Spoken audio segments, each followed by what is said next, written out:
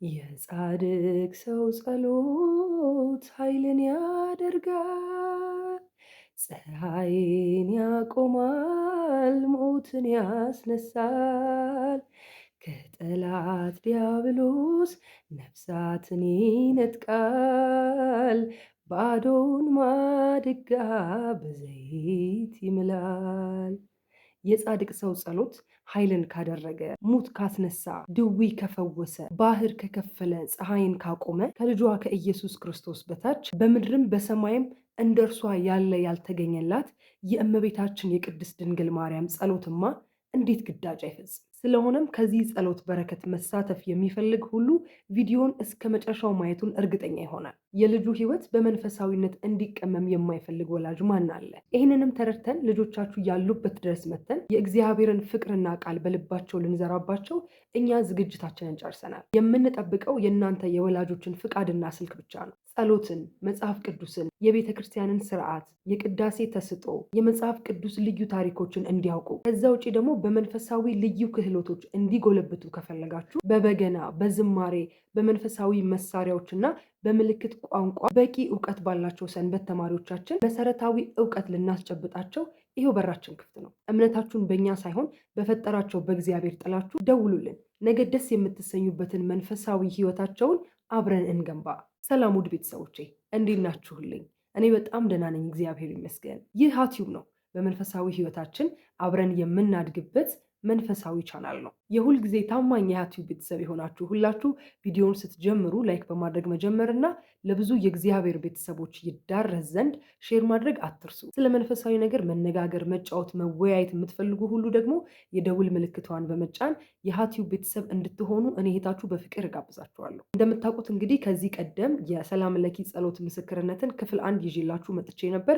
ብዙዎቻችሁ እዛም ላይ በጣም ብዙ ኮመንቶችን ጽፋችሁልኛል። ዛሬ ደግሞ እግዚአብሔር በረዳንና በወደደ መጠን ክፍል 2ን ይዤላችሁ መጥቻለሁ። ከዛ ቀደም አንዳንዶቻችሁ ከሰላም ለኪ ጸሎት ጋር ተያይዞ ብዙ ጥያቄዎችን እየጠየቃችሁ ነበር እና ወደኋላ መለስ ብላችሁ ቪዲዮን ብታዩት ጸሎቱ የት እንደሚገኝ፣ መቼ እንደሚጸለይ፣ በምን ሁኔታዎች ውስጥ ስንሆን መጸለይ እንዳለብን ሁሉ ዘርዘር ያለ መረጃ ስላለው ቪዲዮን መለስ ብላችሁ ማየት ትችላላችሁ።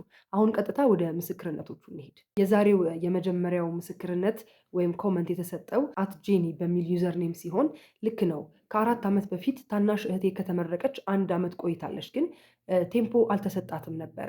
አንድ ቀን የዲፕሎማ ቴምፖ ለመቀበል አብረን ትምህርት ቤት ሄድን። ከዛም ሰላም ለኪና አባታችሁ ነኝ ጸሎት እዛው አደረስኩኝ። እሷ ቢሮ ውስጥ ገብታ አናገረቻቸው። ከዛ ከ3 ወር በላይ ስትመላለስ አይቻልም ያሏት የዛን ቀን ሰጥተውን እኔም አምላኬን እናቱን እያመሰገንን ወደ ቤት ሄድን ይላል። ደስ አይልም? በጣም ደግሞ ልነገራችሁ የነበረው ነገር ከእንደዚህ አይነት ጉዳዮች ጋር ተያይዞ ነው። በተለይ የሆነ መስሪያ ቤት ልትሄዱ ስትሉ እኔ እንደውም ለተማሪዎችም ነገር ያለው የሚገርማችሁ በተማሪዎች ዙሪያም ደግሞ እዚህ ላይ አንድ ኮመንት አለ እና የሆነ የመንግስት መስሪያ ቤትም ሊሆን ይችላል ብቻ በሆነ በስራ ጉዳይ የሆነ መስሪያ ቤት ውስጥ ገብታችሁ ሰዎችን ልታነጋግሩ ስትሉ ይህን የሰላም ለኪ ጸሎት ስታደርጉ እመቤቴ ሞገስ ትሆናችኋለች። የምሬን ነው። እናንተ ምንም ማለት አይጠበቅባችሁም። ያችን የአጭር ደቂቃ ጸሎት ማድረግ ነው። ሌላውን መብርሃን ነች የምትሰራው እና ከሰዎች ፊት ሞገስ ትሆናችኋለች። ምንም መናገር ሳይጠበቅባችሁ ነገሩ ሆኖ ነው የምታገኙት እና አሁንም ልክ እንደዚህ ኮመንት ማለት ነው ብዙ ጊዜ የተመላለሳችሁበትን ፍሩትፉል መሆን ያቃታችሁን ጉዳይ በሰላም ለኪ ጸሎት ብዙ በሮች ይከፈታሉ። በተለይ የስራ ብትሉ እንደዚህ ኢንተርቪው ላይ ብዙ ጊዜ ነው እኔ እንደውም የምሰማው ኢንተርቪው ላይ የስራ ኢንተርቪው ላይ እንደዚህ በቃ ከሰዎች ጋር የሚያገናኛችሁ ቢሮ ጉዳይ የሚፈጸምላችሁ አይነት ኬዝ ሲመጣ የሰላም ለኪ ጸሎት በጣም ፍቱን መድኃኒት ነው። ልክ አሁን እዚህ ኮመንት ላይ እንደሰማችሁት ማለት ነው። ሁለተኛው ኮመንት @አለምሸት ገብረስላሴ በሚል ዩዘር ኔም የተሰጠ ሲሆን እኔም ተጠቅሜበታለሁ። ከ4 ዓመት በፊት በጣም ታመሜ ነበር። በሰዓቱ የመናፍስት ችግር እንደሆነ አልገባኝም ነበር። መላ ሰውነቴ እሳት ይሆናል። ወገቤ አይታዘዝም። አቅሜ ሁሉ ከዳኝ። ወለል ላይ ዝርግት እል ነበረ። ስራ የሚባል አቃተኝ። አንድ ቀን እንዴት እንዳሰብኩት ባላውቅም 21 ጊዜ ሰላም ለኪ ደገምኩ። እግዚአብሔር በሚያውቀው በጣም ብዙ ልብስ አጠብኩ። ቀኑን ሙሉ በስራ ዋልኩ። መቼም አልረሳውም። እመብርሃን ክብር ይግባት ይላል። እንግዲህ እህታችን አስቡት፣ እዚህ ሁሉ አሁን ከገለጽኩላችሁ የወገብ ህመም ተነስታ በዛኑ ቀን ነው ያን ሁሉ ስራ የሰራችው እና ከህመም ጋር በተያያዘም በጣም ብዙ ምስክርነቶች አሉ። በጤና ጉዳይ፣ በተለይ ደግሞ በመናፍስት ጉዳይ እንደምታውቁት ሰይጣን እንደ እመብርሃንን አብዝቶ የሚጠላውም የሚፈራውም የለም እና የእሷ ስም በተነሳበት በዛ ቦታ ሰርቫይቭ ማድረግ ስለማይችል ይጠፋል እና በተለይ በመናፍስት ጉዳይ ብዙ ሰው በዚህ ጉዳይ ምስክርነት ሲሰጥ ልትሰሙ ትችላላችሁ እና በዚህ የተቸገረ ሰው የምታውቁት ካለ እናንተም እዚህ ውስጥ ካላችሁ የሰላም ለኪ ጸሎትን የመሰለ መፍትሄ የለም። ከዚሁ ጋር የሚመሳሰል ቀጣዩ ኮመንት ደግሞ @ፀሐይ 2965 በሚል ዩዘር ኔም የተሰጠ ሲሆን እውነት ነው እኔ ስንቱን መንፈስ ሰላም ለኪ ስጸልይ ነው የሚለው እመብርሃን ቁጭ ብላ የምትሰማኝ ነው የሚመስለኝ። ተመስገን አሁን ሁሉም ነገር በመብርሃን አሸንፌዋለሁ ይላል። እንዳልኳችሁ ነው በተለይ ከመንፈስ ጋር በተያያዘ ነገር ቅድም በቃ ስንገባ እንዳለው ነው የጻድቅ ሰው ጸሎት እጅግ ኃይልን ያደርጋል። እነ ቅዱስ ጴጥሮስ እነ ቅዱስ ጳውሎስ በልብሳቸው ጫፍ በጥላቸው ነው ድዊ ሲፈውሱ የነበሩት አጋንንት ሲያስወጡ የነበሩት እና እመብርሃን ያደረገችው ጸሎት የእሷ ስም ያለበት ጸሎት ደግሞ ምን ያህል ኃይልን ሊያደርግ እንደሚችል ከዚህ በላይ በጣም ብዙ ምስክርነቶች አሉ። እነዚህም ከበቂ በላይ ናቸው። ቀጣዩ ኮመንት ደግሞ ቦንሴ ኃይሉ በሚል ዩዘርኔም የተሰጠ ሲሆን የድንግል ማርያም ስጦታዋ ልዩ ነው። በተደፈነ ልቦናዬ 7 ቀን ሰላም ለኪ ደግሜ ያልተደረገልኝ የለም። የሚገርም ታሪክ ሆኖልኛል። ከባለቤቴ ጋር ከአንድ ዩኒቨርሲቲ ተመርቀን እኔ 3.94 ይዤ 3 ዓመት ከቆየው በኋላ በተመረቅንበት ዩኒቨርሲቲ አካባቢ የግል ስራ ብንጀምርም ስራችን ለመጋባት አላስቻለንም ነበር። ከዕለታት አንድ ቀን ዩኒቨርሲቲያችን ረዳት መምህር ወጣ። ስራ ማለት ነው በረዳት መምህርነት። 9 ወንድና እኔ ተወዳድረን ሰላም ለኪን 7 ቀን ደግሜ አለፍኩ። በወሩ ባለቤቴን የሚጋብዝ ስራ ወጣ። ሰላም ለኪ ድገም አልኩት። እሱም አለፈ። ባልጠበቅነው መንገድ አሰርገን ተጋባን። ክብር ለድንግል ከነ ልጇ ምስክሯ ነኝ ይላል። ከዛሬ ምስክርነቶች ውስጥ በጣም የገረመኝ ምስክርነት ይሄ ነው እና አስቡት፣ እሷም ተደርጎላት ለባሏም ያንን ነገር አድርጋ እንግዲህ የሁለት ነገር ምስክር ነች እሷ እንግዲህ ማለት ነው። እንዳልኳችሁ ነው አሁን ይሄ ሞገስ በማግኘት በፈተና ጉዳይ በኢንተርቪው ጉዳይ በጣም ብዙ ሰዎች ሲያወሩ ስለሰማው ነው እና ይሄ ደግሞ በጣም የሚገርም ታሪክ ነው አይደለ? አባ ጊዮርጊስ ዘጋስጫ እመብርሃንን በጣም ሞገስ እንድትሆነው ግርማ ሞገሱ እንድትሆነው ከፊቱ እንድትቀድም በጣም አብዝቶ በአርጋኖን ጸሎቱ ላይ ይናገራል እና እመቤታችን ግርማ ሞገስ የሆነችው ሰው የትም ገብቶ ሲያፍር አላየንም። የትም ቦታ እናንተ ምንም እኮ ልትሆኑ ትችላላችሁ። በአለባበስ ምናልባት የመጨረሻው ሊስት ሰው ልትሆኑ ትችላላችሁ። በንግግር ችሎታችሁ የመጨረሻው ሰው ልትሆኑ ትችላላችሁ እና ግን ይሄ ሞገስ የሚባለው ነገር የምር በጣም ነው ታሪክ የሚቀይረው። ይሄን ደግሞ የምታገኙት በጸሎት ነው።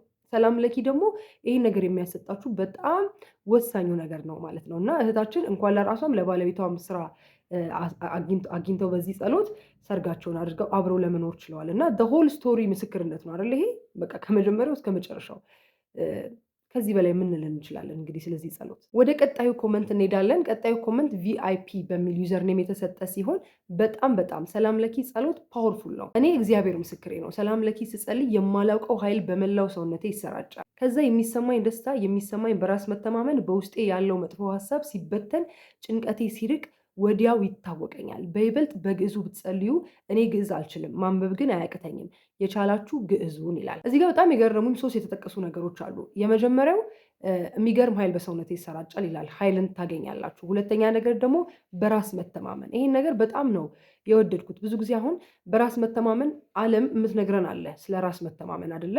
ትችላላችሁ፣ ማድረግ ትችላላችሁ እየተባልን ዲፔንድ የምናደርገው የራሳችን ብቃትና እውቀት ላይ እንዲሆን ነው ዓለም የምትነግረን።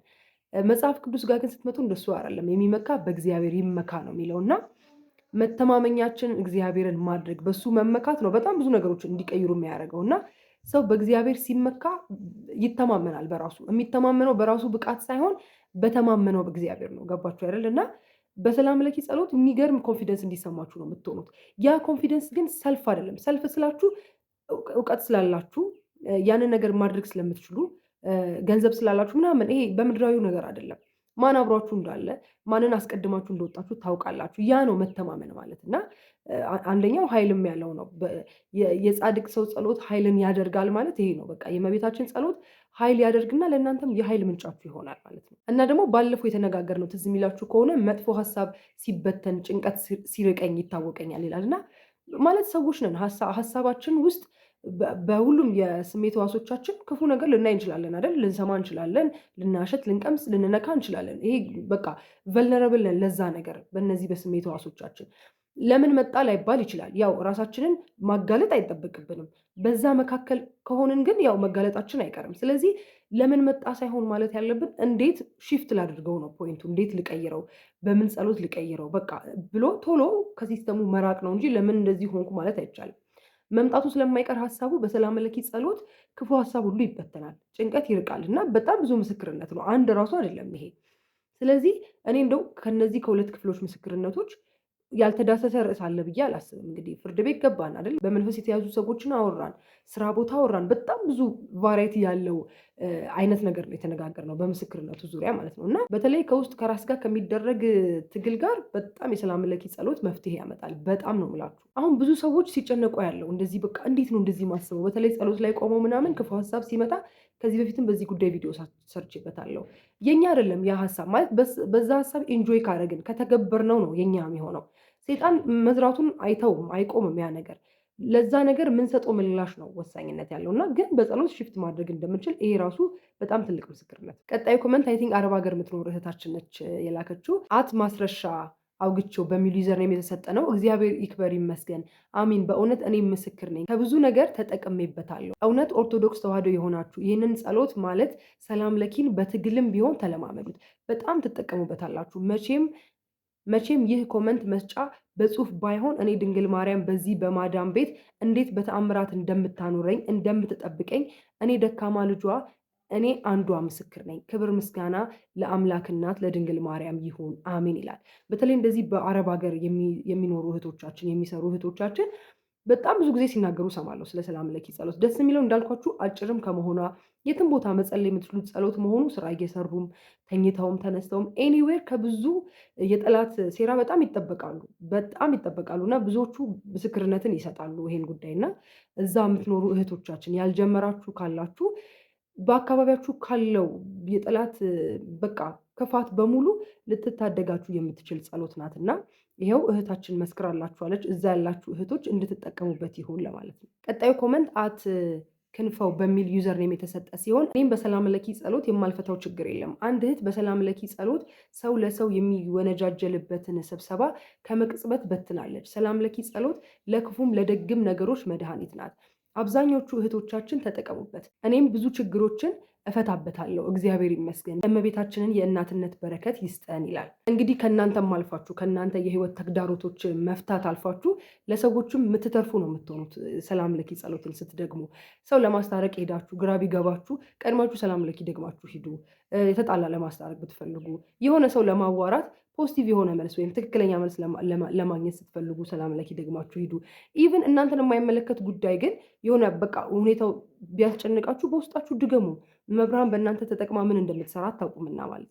ቀጣዩ ኮመንት አት ወለተ መድህን እግዚአብሔር በሚል ዩዘር ኔም የተሰጠ ሲሆን ቃለ ሕይወት ያሰማልን እህታችን። እኔ በሀዘን ተውጬ አጋጣሚ ቲክቶክ በግዕዝ ሰላም ለኪ ሲል ሰማው።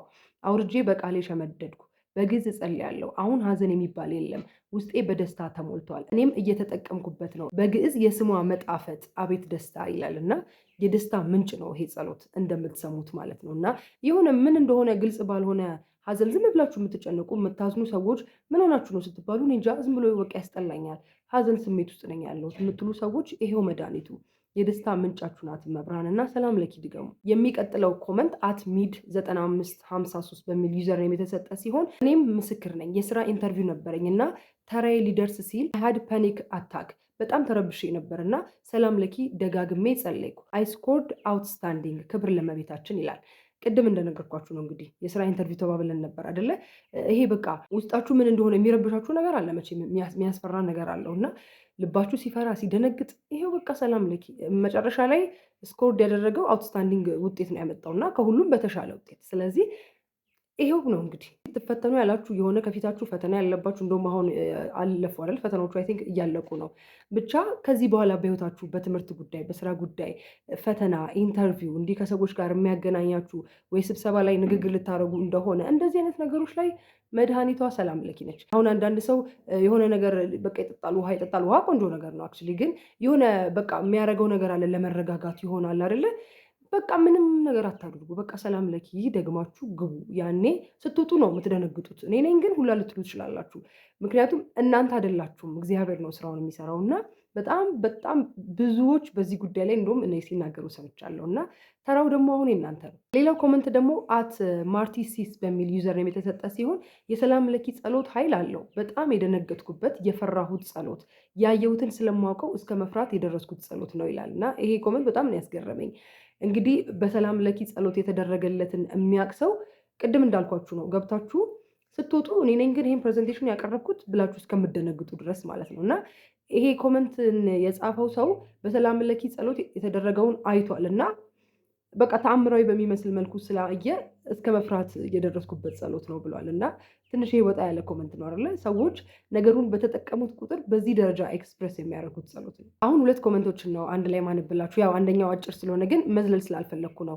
የኔነሽ ግሩም በሚል ዩዘርኔም የተሰጠው አይ ሰርቫይቭድ ፍሮም ካር አክሲደንት ይላል እና አጭር ቢሆንም ግን ማለፍ ስላልፈለግኩ ነው። ሁለተኛው ደግሞ አለም በሚል ዩዘርኔም የተሰጠ ሲሆን እኔ በጣም በሰላም ለኪ ጸሎት ብዙ ነገር አግኝቻለሁ፣ ተጠቅሜያለሁ። በወሩ መጀመሪያ ከ1 እስከ 7 ዕለት 7 ሰላም ለኪ 3 አቡነ ዘበሰማያት እደግማለሁ።